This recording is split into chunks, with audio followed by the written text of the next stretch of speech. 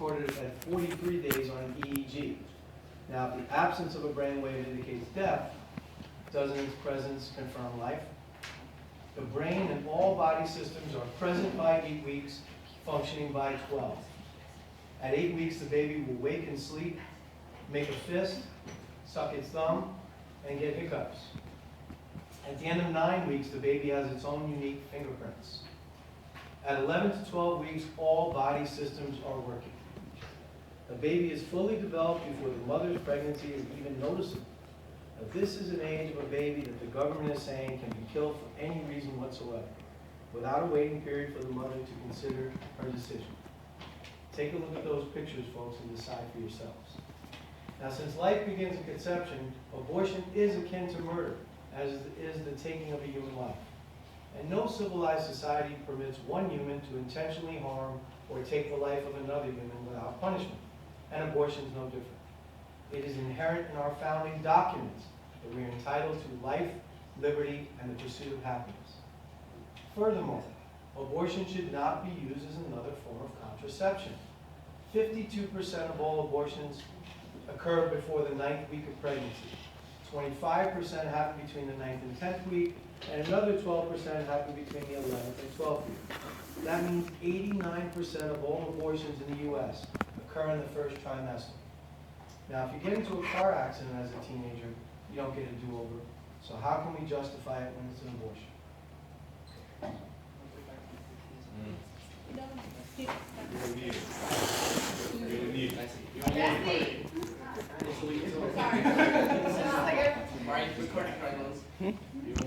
I won't record this. As you can see in example B of your handout, nearly all abortions take place in the first stages of pregnancy, and the fetus cannot exist outside of the mother's body. Therefore, the fetus cannot and should not be regarded as its own independent life. The process of abortion is very safe, for 88% of women do it during the first trimester, and there is less than a 0.5% chance of serious complications to occur during the procedure of abortion. Abortion does not affect the health of women and their ability to later on become pregnant once again. Vital fertilization is a complex series of procedures used to treat fertility or genetic problems and assist with the conception of a child. The mature eggs used in vital fertilization are used to make human lives. However, those which are not used are thrown away regularly. If this is not seen as murder, then how can one possibly see abortion as murder? If a fetus has some sort of disease and will die soon anyways, the mother should have the right to abort it. And even something that would make the child's life miserable should make the mother justified in aborting. How would you feel if you were born to live a miserable life where you were constantly neglected and made fun of? If a mother gives birth to a child like this, they're always going to wish that their child was born normal. And that's pretty much resenting your child. How would you feel if you were resented by your parents? None of this seems like a life worth living anyways. A few years ago, my mother was pregnant with a child with a disease by the name of trisomy 13. Even if the fetus were to have survived the pregnancy itself, it would have only lived for 1 year at the most. As a result of this news, my mother decided to abort the fetus in order to prevent future pain and suffering from not only her, but for our whole family, and so we would not have grown attached to him or her. How would the United States government be justified in banning abortion if it led to the pain and suffering of countless families in the country? Think about it, is that really the right thing to do?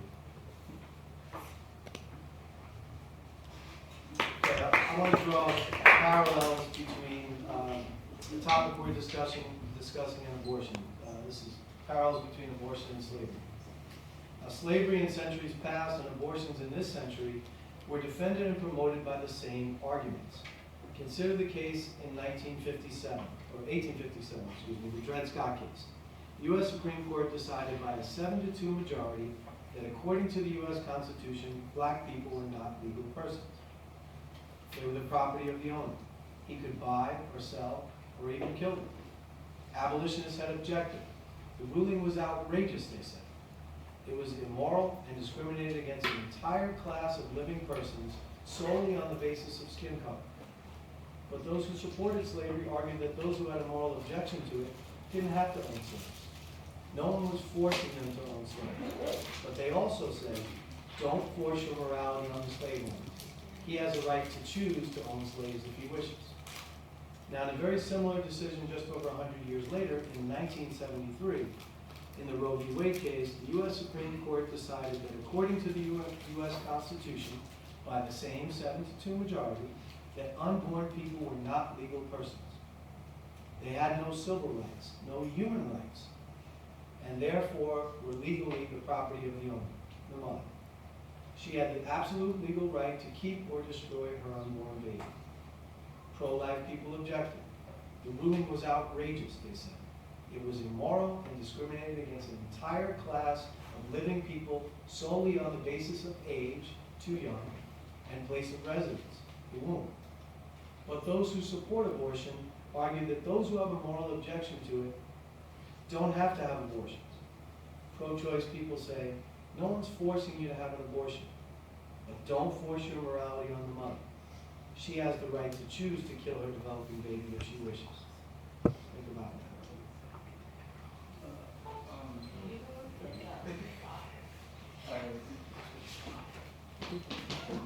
A woman should have the choice to do what she pleases with her body. It is simple civil rights logic.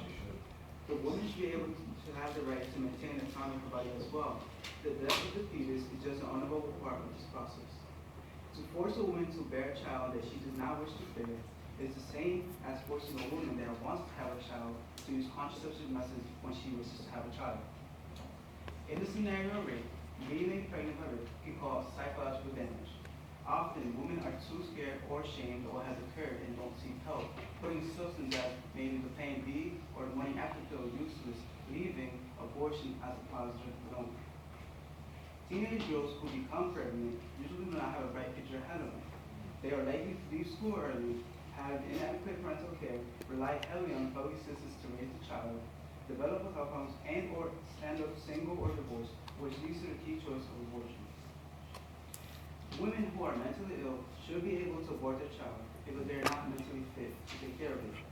The child would be in a dangerous situation and can cause more damage to itself than it can. Simply have the child adopted, people say. But what if the child was to be adopted? The woman could get more psychological damage than she already is. Okay, now you guys remember starting negative, so are you going 2 or stand going?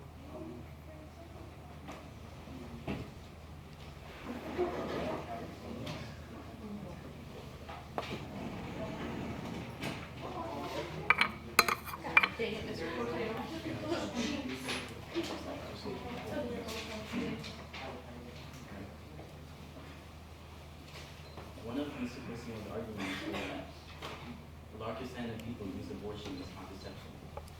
But the contraception is used to stop the fertilization, and it's not to kill what was already fertilized. An argument that is said is that if a woman is willing to have sex, she knowingly takes the risk of getting pregnant and should be responsible for her actions. But that's asserting that giving birth is their responsible choice in pregnancy, and that's just that person's opinion. If a mother knows she won't be able to provide for her child, it's actually more responsible to have an abortion, and in doing so, prevent a whole lot of suffering and misery. You think getting an abortion is avoiding responsibility? That implies that a woman's responsibility to bear a child, that implies that it's a woman's responsibility to bear a child if she chooses to have sex, whether or not she uses her condom. Another argument is that adoption is a viable alternative to abortion. But that implies that the only reason a woman would want to get an abortion is to avoid raising a child, and that's not the case. Depending on the circumstances, the mere act of having a child in the hospital can cost between $3,000 and $37,000 in the United States. Giving birth is dangerous too. As you can see in examples B and C in your handout, abortion deaths are a lot less than the pregnancy deaths, even after Roe v. Wade. Giving birth is the 6th most common cause of death for women between the ages of 20 and 34. And even before birth, there are costs of pregnancy. In addition to carrying the human around in your stomach for 9 months, many women, particularly teens, are shunned and ashamed for their pregnancies. And there's also the risk of violent acts from abusive partners and parents. In short, there are a lot of reasons for women to seek an abortion, and adoption does not address all of them. All right, I want to speak to the physical problems with having an abortion. Okay, the physical dangers of having an abortion are greater than giving birth.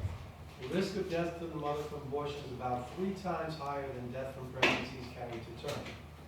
A study from one of the most prestigious medical centers in the world, Johns Hopkins University, reported occurrence of genital tract infection following elective abortion is a well-known complication.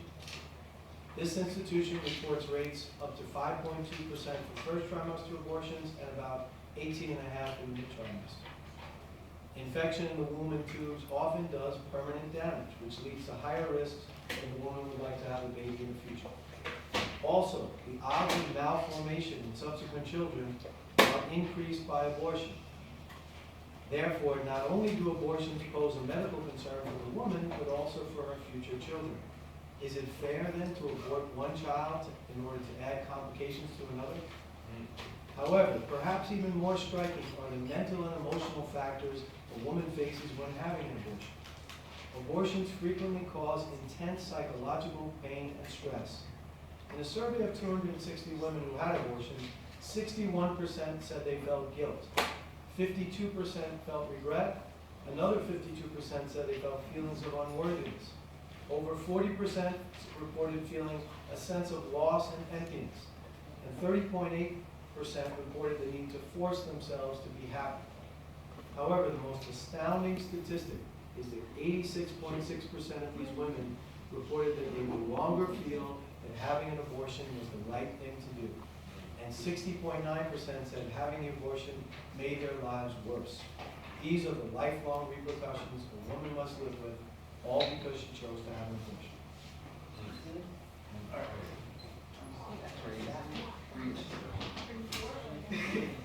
Many women who get abortions regret the decision later on. This is a bad argument. Should the government ban people from doing things they sometimes regret? Think of things people have ever regretted, not moving to college, dating the wrong person, or any other situation like that. You probably don't because you believe people should be able to choose their own path in life, regardless of whether they make decisions later on or not.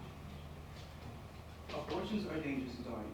When performed by trained professionals, abortions are one of the safest procedures in medicine, with a death rate of less than 0.01%. The risk of dying by giving birth is roughly 13 times higher. Abortions performed by people without the skill and training, however, are extremely unsafe. An estimated 68,000 women die every year from back alley abortions, which are generally most common when aborted in illegal and or inaccessible. If you look at document A, it speaks about Romania, which banned abortions in 1966. That policy remained in place for just under 15 years, during which time over 9,000 women died from unsafe abortions, and countless others were permanently injured. Why do we think this would be any different? A fetus is a human life, and life has the right to live, making abortion murder is the argument. Even if a fetus was alive, the right to live doesn't simply imply a right to use the mother's body. For example, people have the right to refuse to donate their ovaries, even though they know doing so will save somebody else's life. Okay, final point. Regardless of how the baby was conceived, it deserves a chance at life. One major pro-choice claim is regarding a woman who's carrying a disabled or sick child. However, the answer to this notion is simple. We don't cure illness by killing the patient. Aborting a child with a disability or illness is the height of prejudice. When a family learns that the child they are expecting may have a special need, that family needs support and good, solid medical information, not the death of its most fragile member.